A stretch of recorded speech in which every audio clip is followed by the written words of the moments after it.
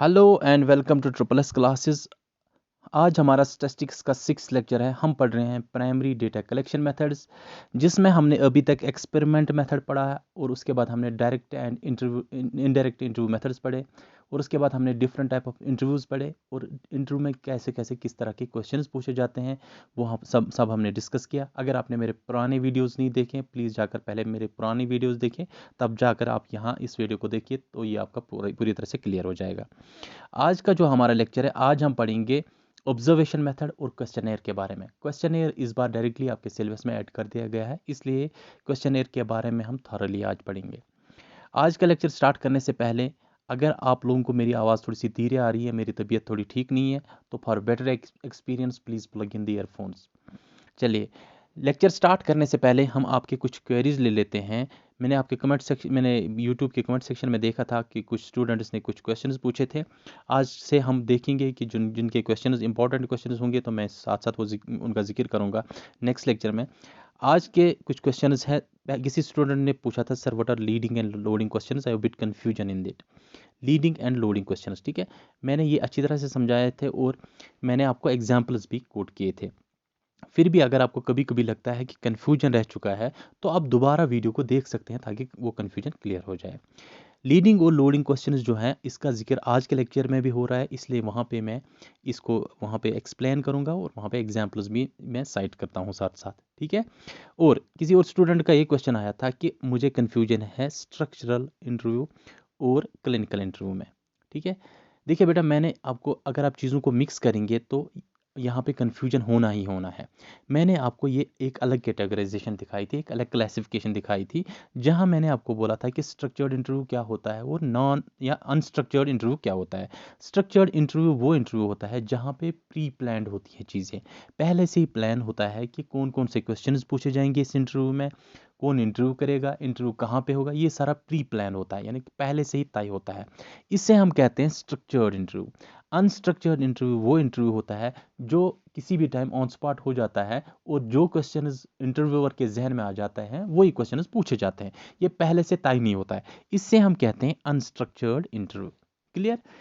तीसरा है हमारे पास क्लिनिकल इंटरव्यू। क्लिनिकल इंटरव्यू मैंने बताया था, जब हम किसी शख्स को उसकी लाइफ एक्सपीरियंस के बारे में पूछते हैं, इसमें हम वेरियस एस्पेक्ट्स के बारे में पूछते हैं। जैसे फॉर एग्जांपल, हम अपने शो में अमिताभ बच्चन साहब को बुलाते हैं, ठीक है।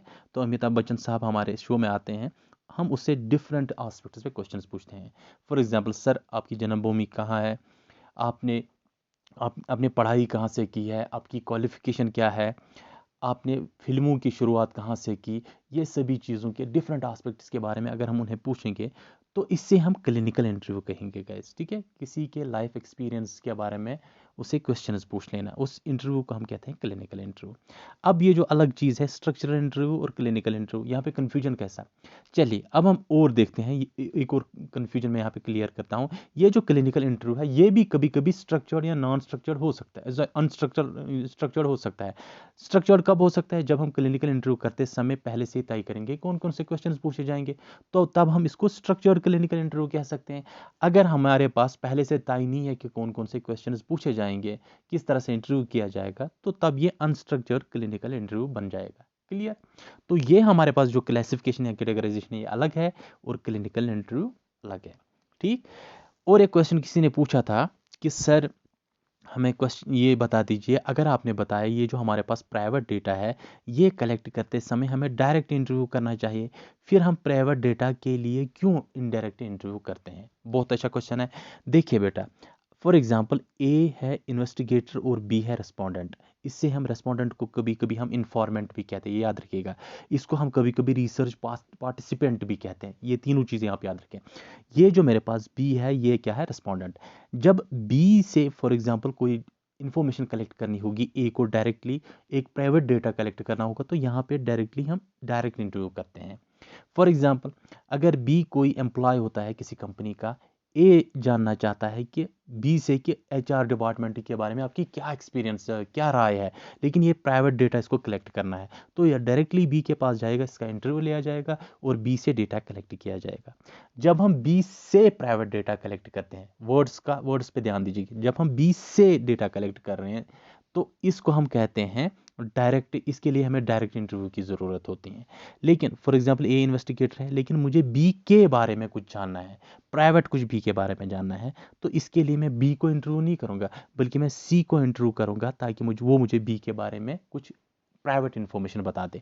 फॉर एग्जाम्पल कैसे होते हैं, फॉर एग्जाम्पल बी की जॉब लग गई, अब ये जो बी है इसके बारे में वेरिफिकेशन आ गई है, CIT वेरिफिकेशन। जब वेरिफिकेशन आती हैं वो डायरेक्टली बी के पास नहीं आते हैं। अगर वो बी से पूछेंगे आपके आपके कैरेक्टर के बारे में कुछ बता दीजिए, या आप किसी चीज़ में मुलविस तो नहीं है, ये जाहिर सी बात है कि बी अपने हक में ही बोलेगा, और बी चीज़ों को मैनिपुलेट करके अपने हक में ही बोलेगा और अच्छा ही बोलेगा अपने बारे में। इसलिए हम सी को कांटेक्ट करते हैं जो बी को जानता है, और सी को पूछते हैं बी के बारे में।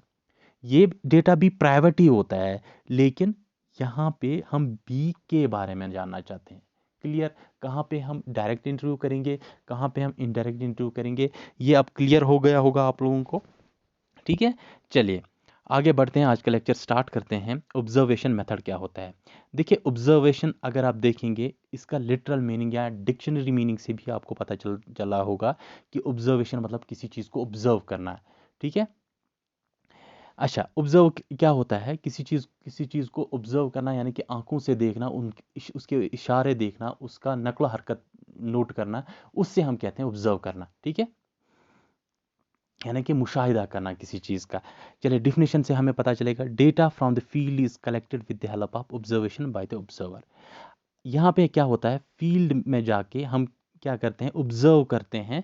ये जो ऑब्जर्वर होता है या इन्वेस्टिगेटर होता है, ये ऑब्जर्व करता है किसी चीज़ को, और वहाँ से डेटा कलेक्ट करता है। फॉर एग्जांपल, एक क्लास रूम में बहुत सारे बच्चे हैं, यहाँ पे इनका टीचर जो है दूर बैठ के इनको ऑब्जर्व कर, इनको देख रहा है, इनके नकल हरकत को नोटिस कर रहा है, तो इससे हम कहेंगे ऑब्जर्वेशन मेथड। ठीक है, यहाँ पे कोई बात नहीं होती है, यहाँ पे कोई इंटरव्यू नहीं होता है, यहाँ पे कोई रिटन स्टेटमेंट वगैरह डेटा नहीं होता है, यहाँ पे खाली उनको दूर से देख के उनके नकल हरकत को देखा जाता है, उससे हम कहते हैं ऑब्जर्वेशन मेथड। इस तरीके से भी डेटा कलेक्ट किया जाता है। चलिए, इसकी सुटेबिलिटी का क्या है, इसकी एडुकेसी क्या है, कहाँ कहाँ पे यूज़ हो सकता है? To test the hypothesis.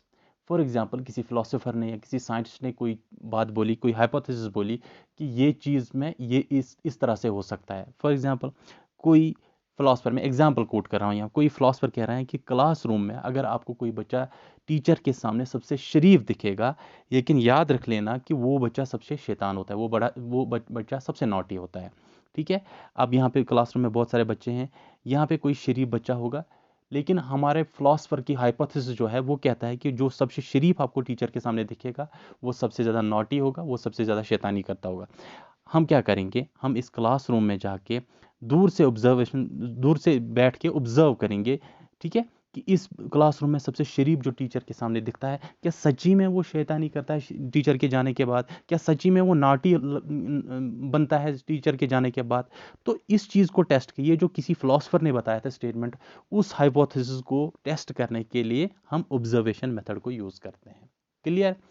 चलिए, दूसरा, wire non verbal communication is important. जहाँ हमारे लिए नॉन वर्बल कम्युनिकेशन इंपॉर्टेंट है। Verbal communication means using your words, आपकी ज़ुबान से कोई चीज़ आप बोलते हैं, ठीक है, या आप कुछ लिख के देते हैं, वेदर इट इज़ रिटन, ठीक है, और इट इज़ वोकल, चाहे वो वोकल हो या वो रिटन हो, दोनों चीज़ों को हम वर्बल कम्युनिकेशन कहते हैं। लेकिन जब हम किसी की नकल हरकत को, यानी कि किसी की गेस्चर्स को, किसी के इशारों को, ठीक है, उन चीज़ों के थ्रू कम्युनिकेशन करते हैं, इशारों के थ्रू कम्युनिकेशन होती है, उससे हम नॉन वर्बल कम्युनिकेशन कहते हैं। ठीक है, किसी शख्स को देखते हैं, उसके गेस्चर्स क्या होते हैं, या वो इशारों से कोई बात कहना चाहता है, कोई स्टूडेंट जब सॉरी कोई जो ये जो जॉब के लिए आता है, कोई एस्पिरेंट, वो जब इंटरव्यूअर के सामने बैठता है, तो इंटरव्यूअर उसके बैठने से, उसके आने से, उसके निकलने तक हर चीज़, हर उसकी नकल हरकत को वहाँ पे देख लेता है। ठीक है, उसका बैठने का तरीका, उसके एटिकेट्स क्या है, ठीक है, वो हर एक चीज़ को वहाँ पे ऑब्जर्व करता है। इसे हम कहते हैं नॉन वर्बल कम्युनिकेशन, जहाँ गेस्चर्स को पकड़ा जाता है। ठीक है, तो जहाँ पे गेस्चर्स यानी कि इशारों को पकड़ा जाता है, वहाँ उस कम्युनिकेशन की जहाँ पे इंपॉर्टेंस हो, वहाँ पे हम यूज़ करेंगे ऑब्जर्वेशन मेथड। मैंने पहले ही बोला था आपको कि ऑब्जर्वेशन मेथड में हम रिटन या वोकल कम्युनिकेशन का यूज़ नहीं करते हैं। यहाँ पे खाली दूर से बैठ के मुशाहिदा किया जा रहा है। क्लियर? चलिए, अच्छा, इसके मेरिट्स क्या है? ठीक है, इसके फ़ायदे क्या है? Current information is collected. यानी कि रियल टाइम इन्फॉर्मेशन हमारे पास आ जाती है। रियल टाइम मतलब यहाँ पे क्लासरूम में अगर कुछ हो रहा है तो कोई शख्स दूर से ऑब्जर्व कर रहा है, यहाँ पे अभी जो हो रहा है यही इन्फॉर्मेशन आप तक पहुँचती है। इससे कहेंगे हम करंट इन्फॉर्मेशन या रियल टाइम इन्फॉर्मेशन। जो हो रहा है वो डायरेक्टली आप तक पहुँचता है, ठीक है, वही डेटा आप तक पहुँचता है, उससे हम कहेंगे करंट इन्फॉर्मेशन, और या हम उसे कह सकते हैं रियल टाइम इन्फॉर्मेशन। तो ऑब्जर्वेशन मेथड के थ्रू आपके पास कौन सा डेटा पहुंच जाता है, रियल टाइम डेटा और करंट डेटा। क्लियर।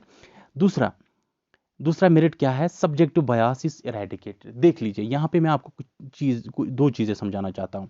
मैंने दो चीज़ें यूज़ की थी, एक तो सब्जेक्टिव बायस और दूसरा पर्सनल बायस। देख लीजिए, अगर ए और बी, फॉर एग्जांपल ए को बी के बारे में कुछ जानना है, लेकिन हम डायरेक्टली बी से कांटेक्ट नहीं करते, हम सी से कांटेक्ट करते, जैसे मैंने इनडायरेक्ट इंटरव्यू में बताया था आपको।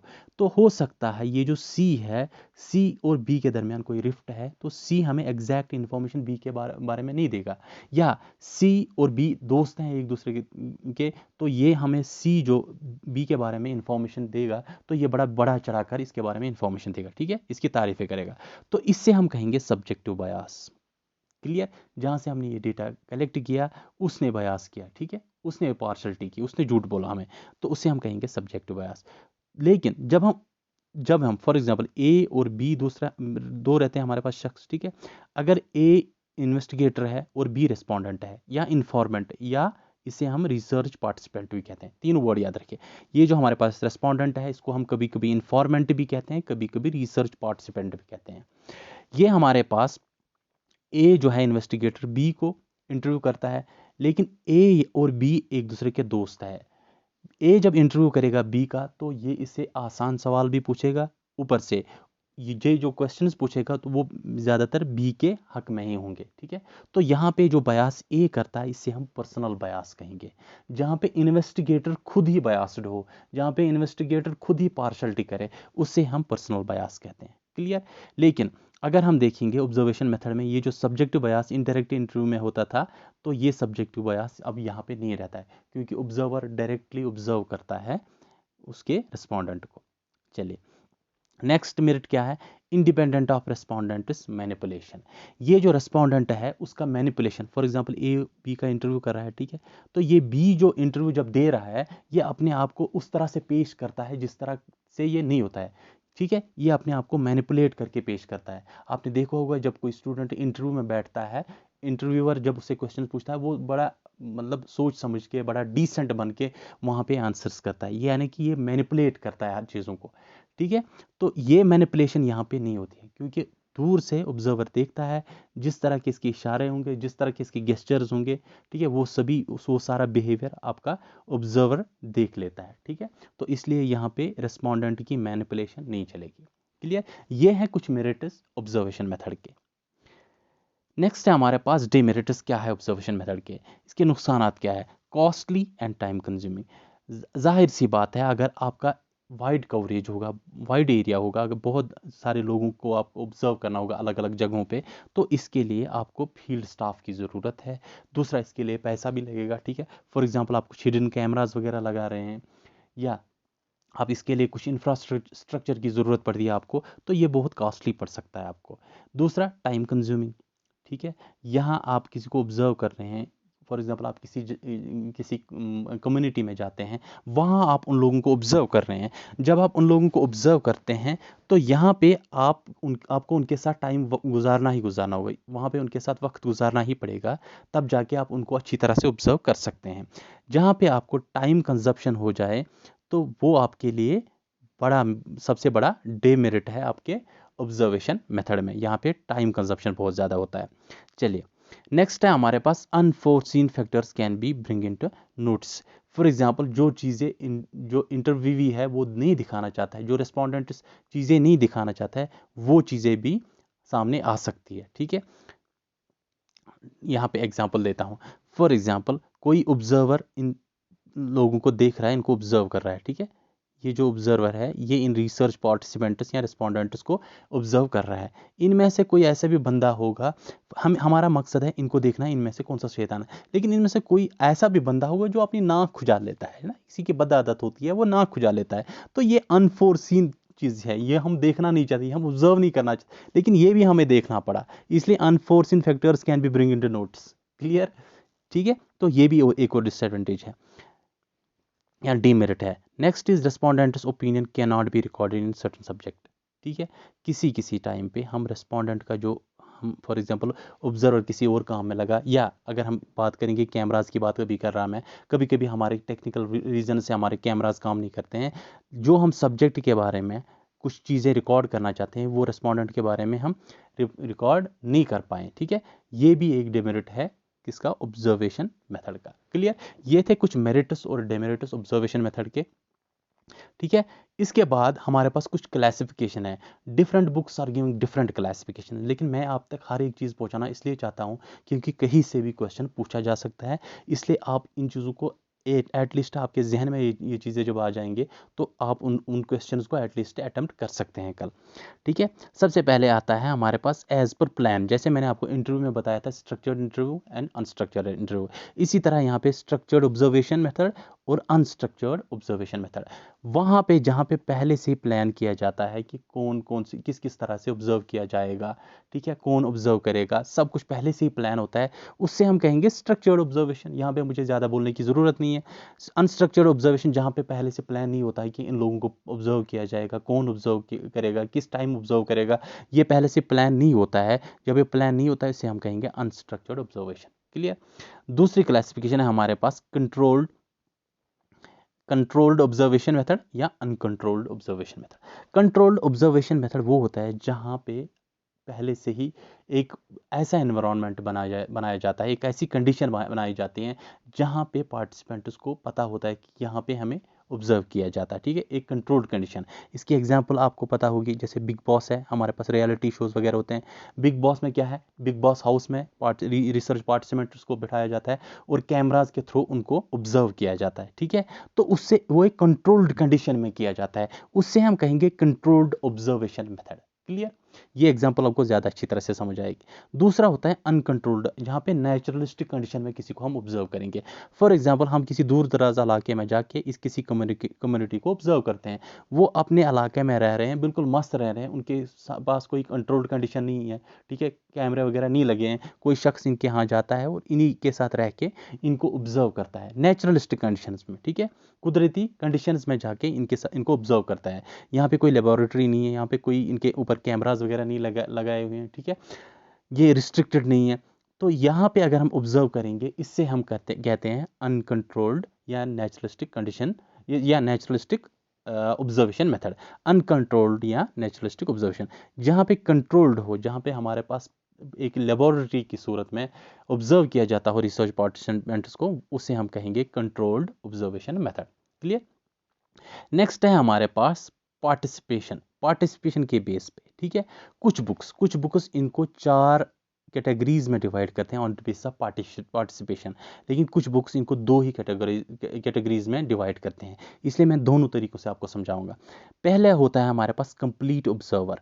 ठीक है, फॉर एग्जाम्पल ये हमारे पास कुछ रिसर्च पार्टिसिपेंट्स हैं, ठीक है, इनको ऑब्जर्व करना होता है, लेकिन एक शख्स होता है जो दूर से बैठकर इनको ऑब्जर्व करता है। ठीक है, इससे हम कहेंगे कंप्लीट ऑब्जर्वर, जिसका काम सिर्फ इतना रहता है कि वो इन रिसर्च पार्टिसिपेंट्स को ऑब्जर्व करे, उसे हम कहेंगे कंप्लीट ऑब्जर्वर। दूसरा आता है ऑब्जर्वर एज अ पार्टिसिपेंट। ये जो ऑब्जर्वर होता है, ये एक्चुअल में ऑब्जर्वर ही होता है, लेकिन ये क्या करता है, ये कभी कभी इनके साथ पार्टिसिपेट भी करता है। ठीक है, इनके साथ कभी कभी रहता है। ठीक है, तो उससे हम कहेंगे observer as a participant. Clear? तीसरा रहता है हमारे पास पार्टिसिपेंट एज एन ऑब्जर्वर। ये हमारे पास पार्टिसिपेंट्स हैं, ठीक है, लेकिन यहाँ पे जो पार्टिसिपेंट्स हैं इनमें से हम किसी पार्टिसिपेंट को कभी ये जिम्मेदारी देंगे, ये रिस्पॉन्सिबिलिटी देंगे कि आपको साथ साथ इन लोगों को ऑब्जर्व भी करना है। ठीक है, इससे हम कहेंगे पार्टिसिपेंट एज एन ऑब्जर्वर। एक पार्टिसिपेंट होता है लेकिन वो कभी कभी ऑब्जर्व भी करता है।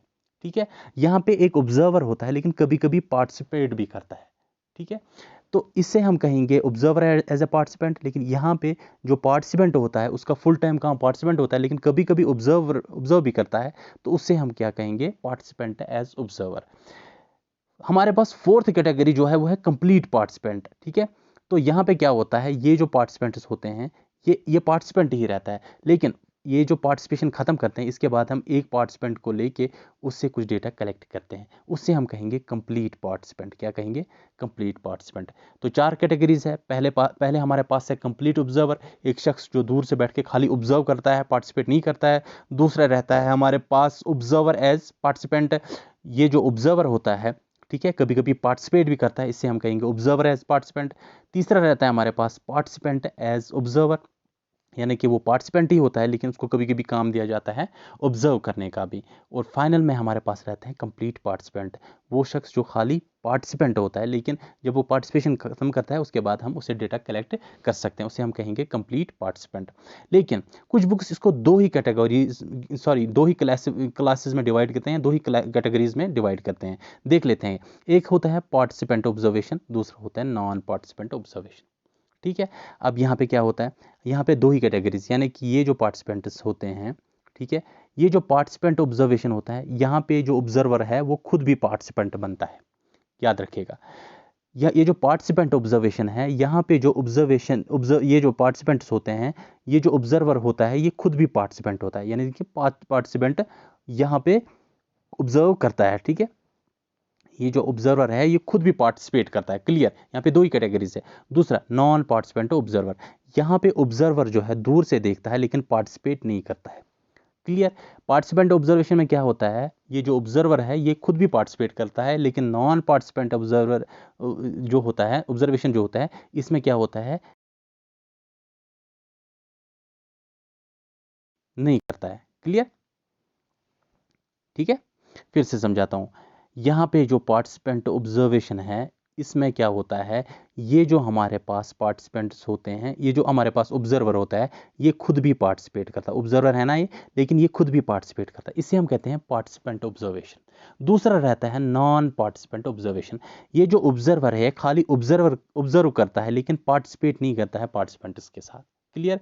कोई एक क्लासिफिकेशन ये भी है, इसलिए आप दोनों क्लासिफिकेशन को याद रख लीजिए। अच्छा, नेक्स्ट है हमारे पास डिस्टिंग्विश्ड ऑब्जर्वेशन। डिस्टिंग्विश्ड ऑब्जर्वेशन क्या होता है? डिस्टिंग्विश्ड ऑब्जर्वेशन वो होता है जिसमें आइडेंटिटी अननोन रहती है। ये जो ऑब्जर्वर रहता है इसकी आइडेंटिटी बिल्कुल अननोन रहती है, किसी को पता नहीं चलता है। For example mystery shopping. Mystery shopping यानी कि फॉर एग्जांपल दो कंपनीज है जो कपड़े बनाती हैं, ठीक है। इनका अलग शोरूम है, इनका अलग शोरूम है, लेकिन इस कंपनी का कोई बंदा जाता है इस कंपनी में, दूसरी कंपनी में, ठीक है। ये हमारे पास ए कंपनी है, ये बी है, तो इस कंपनी में जाता है कस्टमर बन के। वो एक्चुअल में इनका बंदा होता है लेकिन वो जाता है कस्टमर बन के, यहाँ पे शॉपिंग वगैरह करके इसको इनके ब्रांड्स के बारे में पता चलता है, ये इनके रेट्स के बारे में पता चलता है, ठीक है। इससे हम कहेंगे मिस्ट्री शॉपिंग, ठीक है। अपनी पहचान छुपा के दूसरी जगह पे जाना, वहाँ पे शॉपिंग कर रहा है और अपनी आइडेंटिटी उसकी जो रहती है वो अननोन रहती है, इससे हम कहते हैं डिस्टिंग्विश्ड ऑब्जर्वेशन। ये ओके, एक और टाइप की ऑब्जर्वेशन रहती है। चलिए, अब है हमारे पास क्वेश्चनेयर, ठीक है। आज का लेक्चर थोड़ा सा बड़ा हो सकता है इसलिए हम इसको दो पार्ट्स में डिवाइड करेंगे, ठीक है। लेकिन क्वेश्चनेयर को एक बार पढ़ लेंगे हम, उसके बाद क्वेश्चनेयर का जो कंस्ट्रक्शन है वो हम नेक्स्ट लेक्चर में कंप्लीट करेंगे। क्वेश्चनेयर होता क्या है, देख लीजिए। हमारे पास जो क्वेश्चनेयर होता है ये होता है सेट ऑफ क्वेश्चंस, ठीक है। सेट ऑफ क्वेश्चंस तैयार किया जाता है सर्वे के लिए, ठीक है।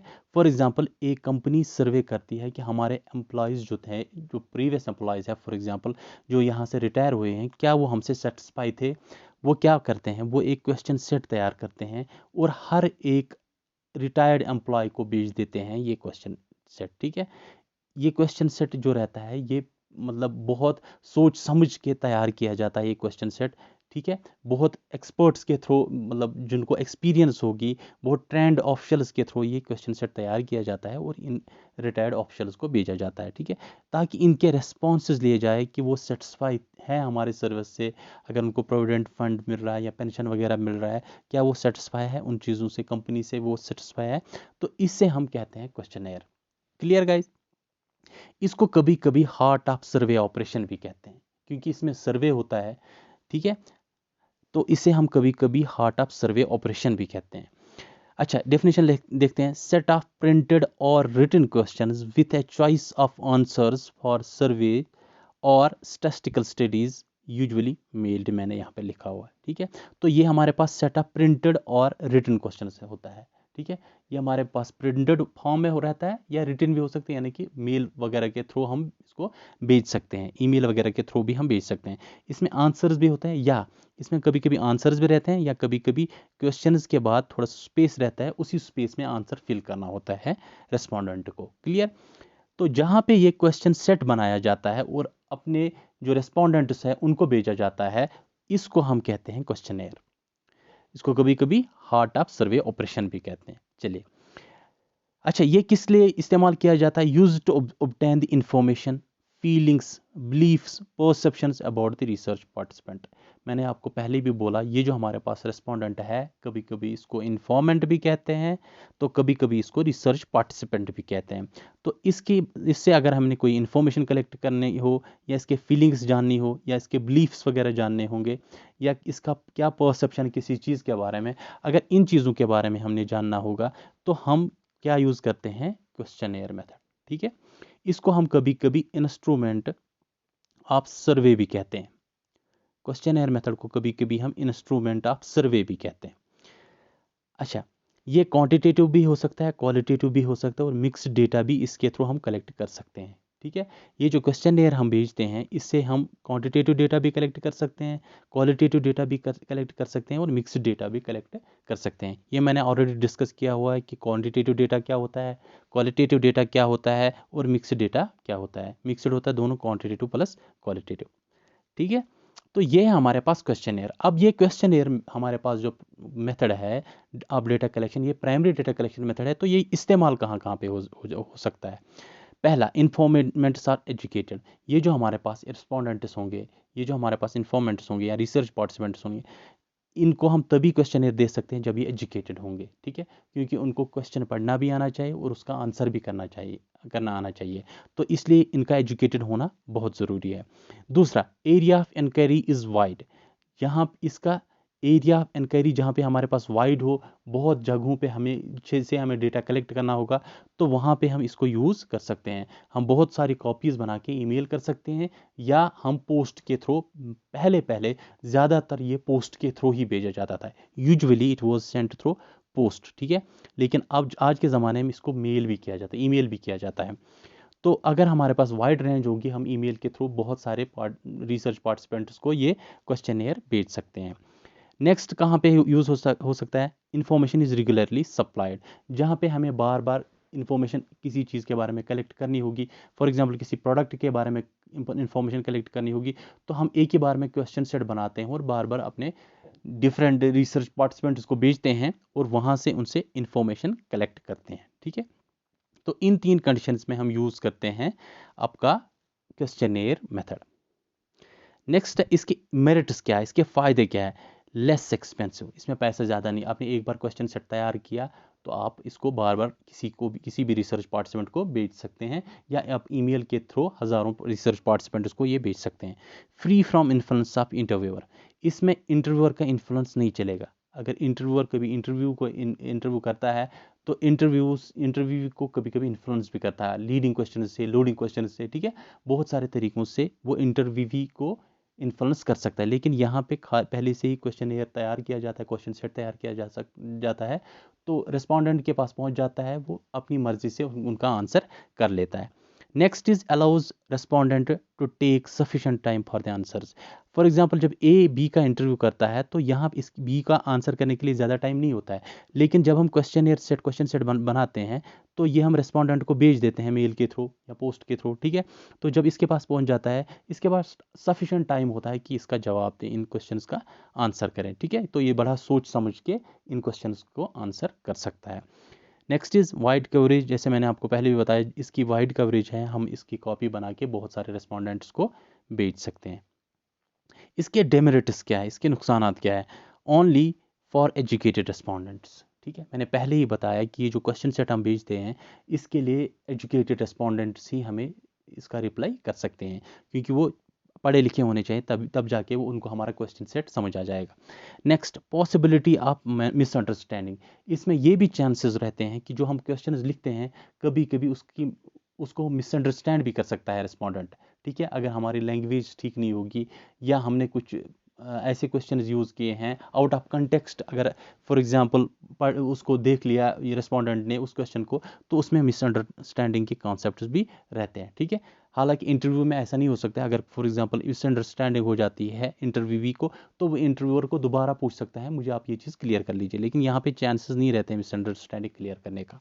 दूसरा, data received is not reliable. ये जो हमारे पास डेटा आ जाता है अब रिस्पोंडेंट से क्वेश्चनेयर का, ये जो क्वेश्चनेयर का आंसर है हमें ये नहीं पता है ये क्वेश्चनेयर का आंसर खुद रिस्पोंडेंट ने दिया या किसी और ने उसके बलबूते पे दे दिया, ठीक है, किसी और ने इसको फिल करके हमें भेज दिया। तो ये डेटा पे हम ज़्यादा मुनसर नहीं रह सकते, इस पर ज़्यादा भरोसा नहीं कर सकते हैं, it's not reliable. Lack of flexibility, ठीक है, क्वेश्चनेयर हमने भेज दिया, इसमें जितने भी क्वेश्चंस हैं उतने ही क्वेश्चंस का आंसर आपका रेस्पोंडेंट दे देगा। हो सकता है रेस्पोंडेंट अपनी तरह से कुछ और चीज़ों के बारे में बताना चाहता था, लेकिन उसकी फ्लेक्सिबिलिटी नहीं है किसमें, आपके क्वेश्चनेयर मेथड में। लेकिन इंटरव्यू मेथड में ये फ्लेक्सिबिलिटी है कि यहाँ पे वापस क्वेरी कर सकता है इंटरव्यूवी, लेकिन हमारे क्वेश्चनेयर मेथड में ये फ्लेक्सिबिलिटी नहीं है। यहाँ पे क्वेश्चन सेट दिया गया है, उनके नीचे स्पेस दी गई है, या फॉर एग्जाम्पल मल्टीपल चॉइस दिया गया होगा तो उसमें अल्टरनेटिव दिया गया है, लेकिन यहाँ पे अगर अपनी तरफ से रिस्पोंडेंट कुछ और भी कहना चाहता है तो उसकी फ्लेक्सिबिलिटी नहीं रहती है उसके पास। नेक्स्ट, लेस एक्यूरेसी, जैसे मैंने आपको कहा कि ये ज़्यादा एक्यूरेट नहीं हो सकता है क्योंकि इस पर हम ज़्यादा भरोसा नहीं कर सकता है, हमें नहीं पता है कि रिस्पोंडेंट ने किस तरह से इसका आंसर दिया, कि सही भी दिया है कि गलत दिया है, तो इस पर ज़्यादा हम भरोसा नहीं कर सकते हैं, ये एक्यूरेट नहीं भी हो सकता है, ठीक है। आज का लेक्चर 30 मिनट से ऊपर ही हो गया है, इसलिए हम आज के लेक्चर को आगे नहीं बढ़ाएंगे। कल हम पढ़ेंगे principles for preparation of questionnaire और कंस्ट्रक्शन ऑफ क्वेश्चनेयर। ये बहुत इंपॉर्टेंट टॉपिक है, मैं आज इसको कंप्लीट करता, लेकिन ये बहुत इंपॉर्टेंट टॉपिक है, ये आपके सिलेबस में अलग से मेंशन किया गया है, इसलिए मैं इस टॉपिक को आज नहीं छेड़ूंगा। कल हम देखेंगे principles of preparation of questionnaire और कंस्ट्रक्शन ऑफ क्वेश्चनेयर, कल के लेक्चर में हम देखेंगे। आज के लेक्चर यहीं पे ख़त्म करते हैं, चले इजाज़त दीजिए, ओके बाय।